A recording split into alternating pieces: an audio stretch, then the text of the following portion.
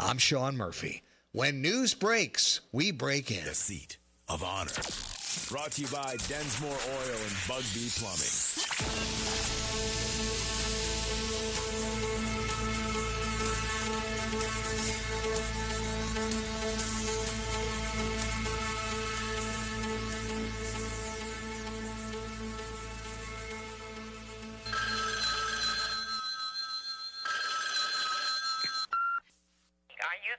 He's up late to give you the news you can't get anywhere else early. He fights for truth and justice and the American way. Please welcome our pal from the Paragon Trust Company, the real Tony D.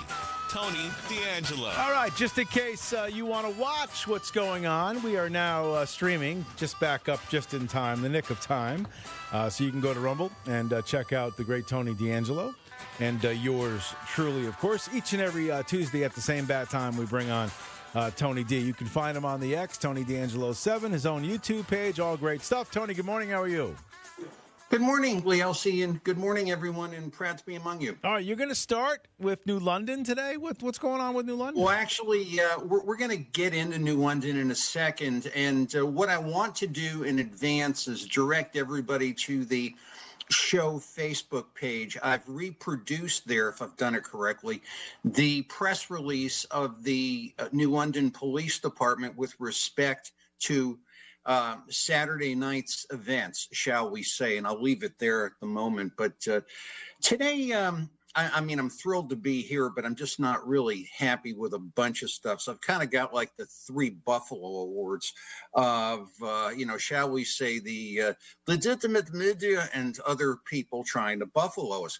Newsflash, Hearst comes out yesterday with a revelation about we talked last week about the secret server or the family office server for emails of Ned Lamont and Anne Lamont and all of, where that reaches and all the things that could be done. And yesterday it was, here's Hearst, typical Hearst, like typical everybody else, taking what we do and trying to pass it off as their own through a couple of interviews in there to kind of make it look legitimate.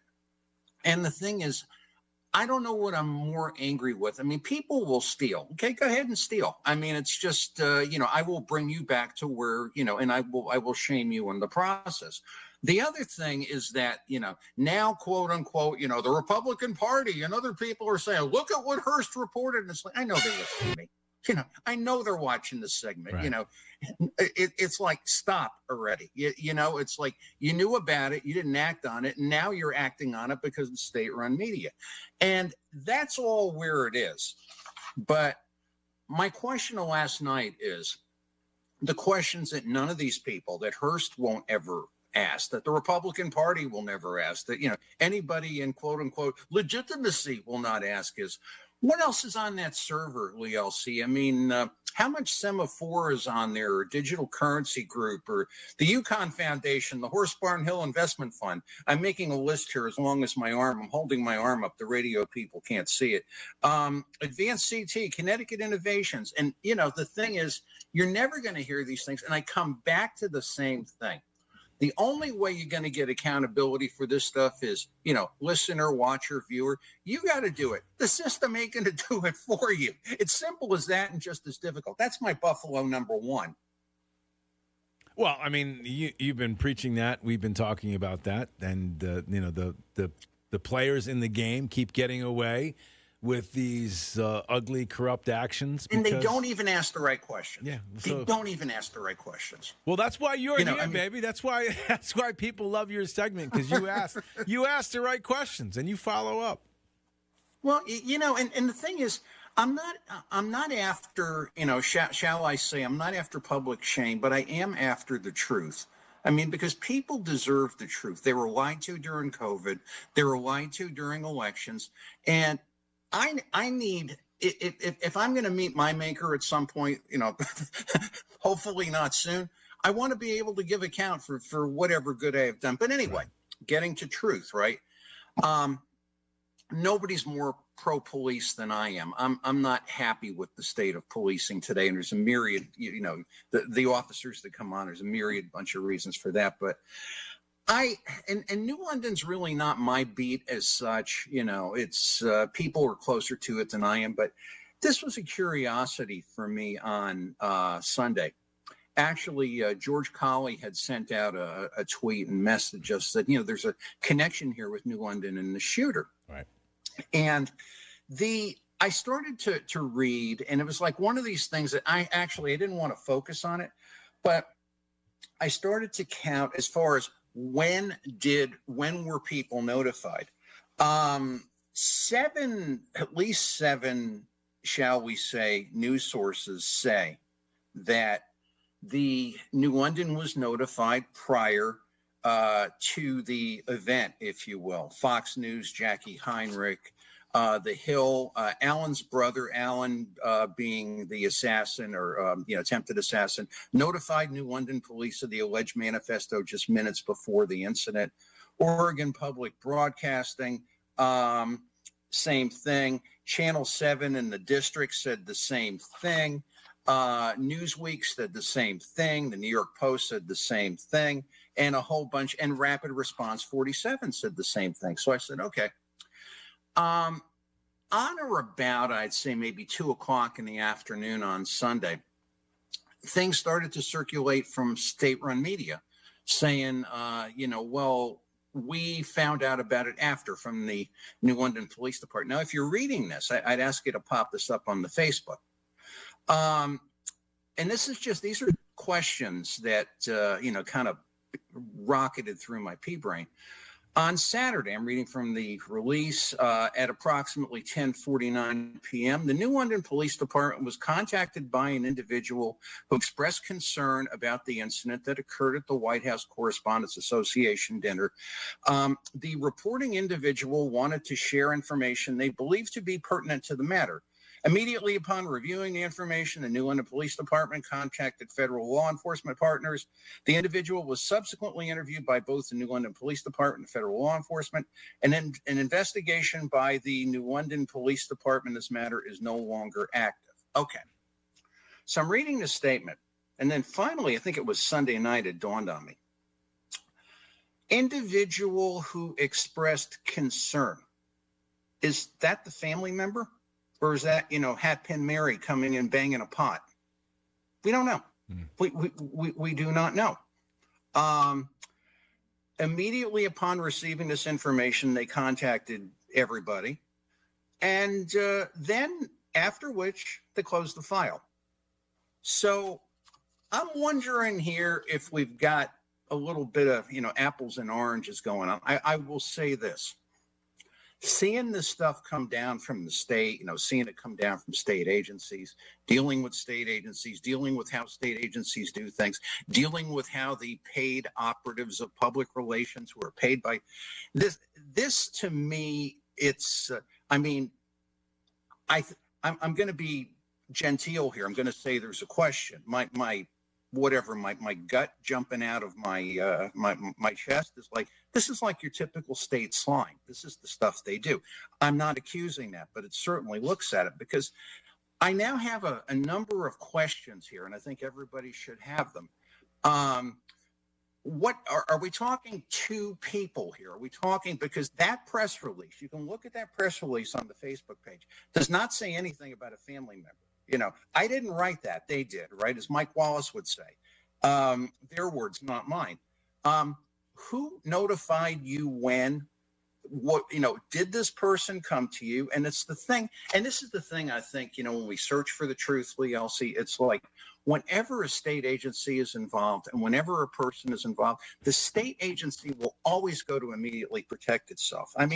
These are the things I want to know. Now, interestingly enough, Akash Patel was on last night with Sean Hannity. He was mentioning the investigation. He mentioned New London twice. I thought that was, I was doing this stuff and I looked up. I said, holy cow. Really? What context? I'm sorry? How did he, I'm sorry to interrupt you, but what context did he Well, Sean Hannity was asking him, where are you searching? He says, well, we're running a big swath. We're running from New London. We're running to a couple of other locations. Wow. And when I heard New London, I kind of jumped out of the chair. Sure. And then there's another thing, and this is probably obvious, at least to the, to the good people here, but maybe not to a lot of others. And this is a curiosity. I listened to Ben Proto yesterday talking about the Republican Party condemnation of Chris Murphy. And everybody in the world wants this guy censured, removed, whatever. Can you do it? Can you not do it? I mean, it's like to call the guy an idiot. It's like, no stuff Sherlock. We already know that. But Chris Murphy, the last No Kings protest, you know where he was, Lee Elci? Yeah, he was in, I think he's in Europe somewhere, wasn't he?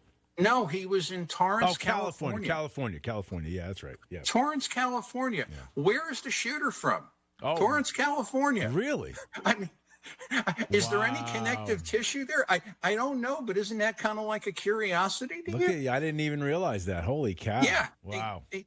Ain't that something? Yeah, it is. So the thing, and I don't know how that ties into that, but I think people should know that and start asking these questions, because it's the kind of thing that we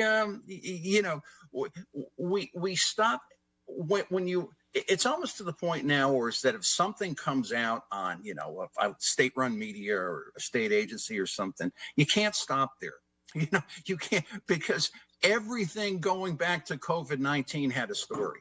Everything going back to COVID-19 had a story that wasn't the story that they were telling you when they told you the story. That's my point. Right.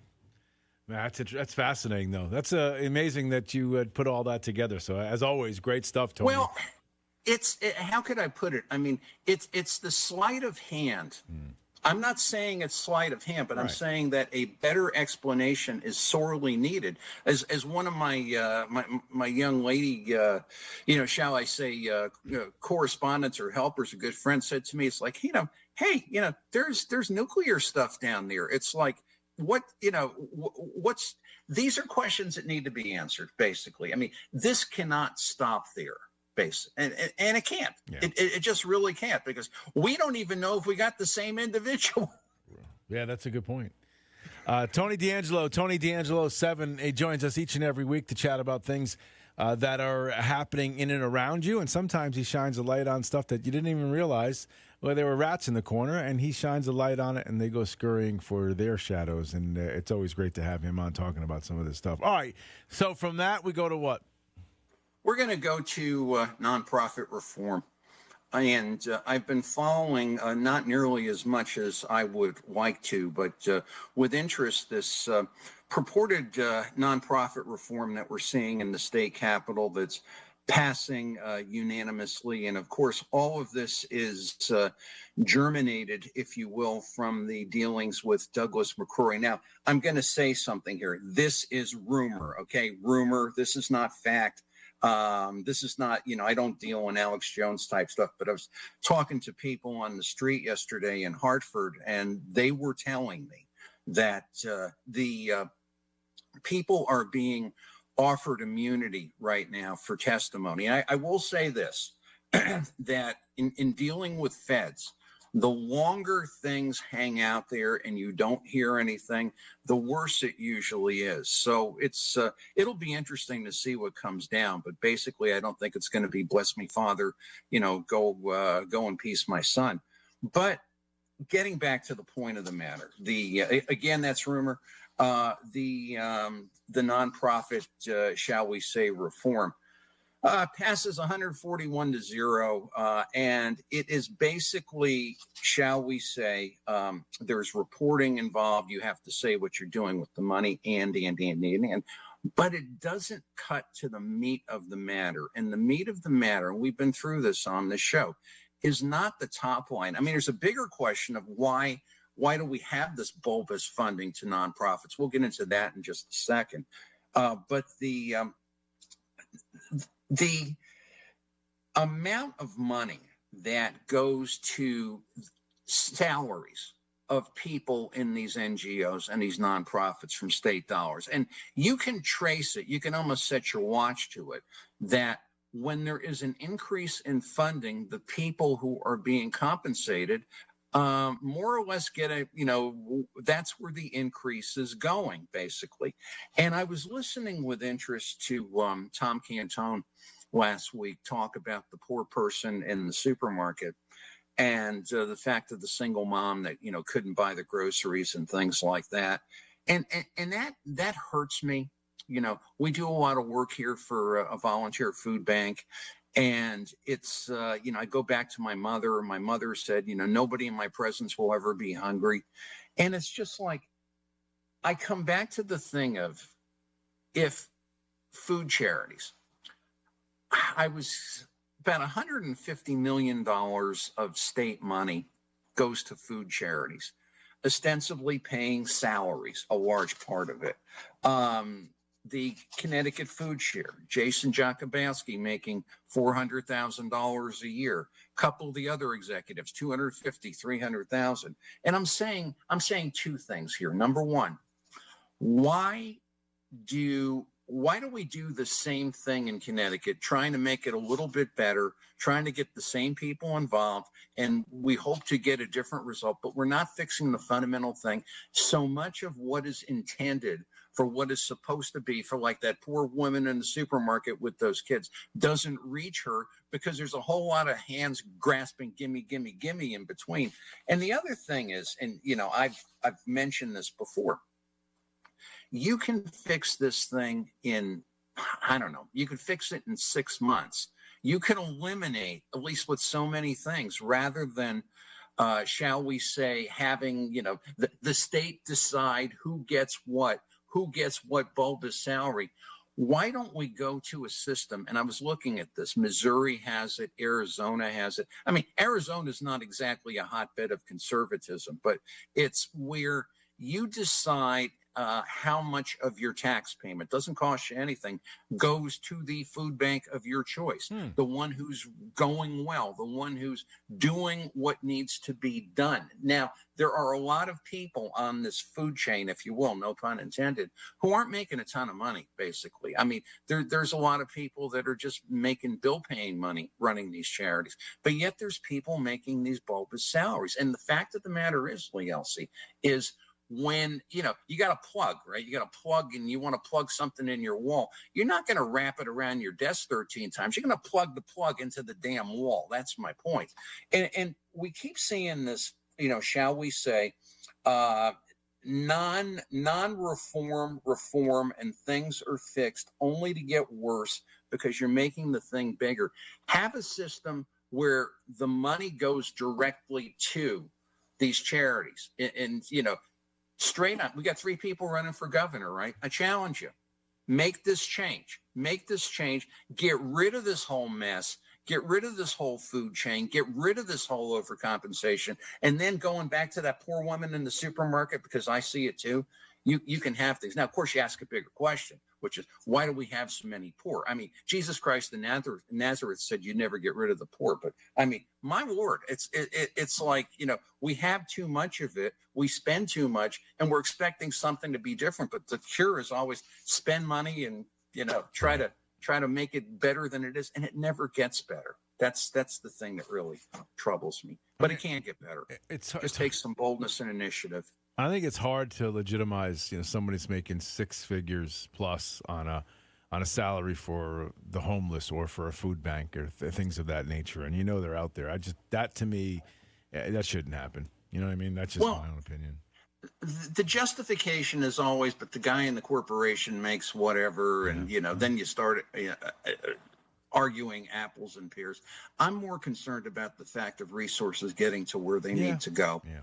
That's my thing. And, none of this stuff is going to happen unless you make these bold changes. I mean, courage, vision, that's what we need. We don't need 141 people saying, oh, this is a reform, and it's really not reforming anything at all.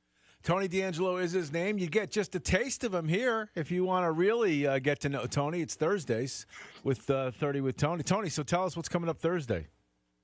Oh, well, we got a great movie. We're going to do South Pacific, 1958, because this whole thing of manufactured racism and the fact that we're told to hate people that are different than us. We've got to be taught to hate and fear.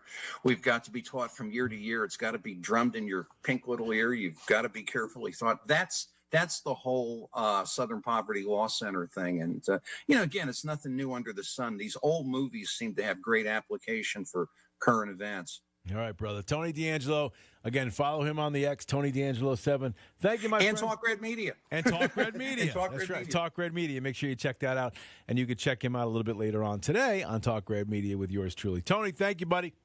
Thank you, pal. Thanks, All right, everybody. We'll come right back. Flax joins us next. Hang on. While the relatives are yakking.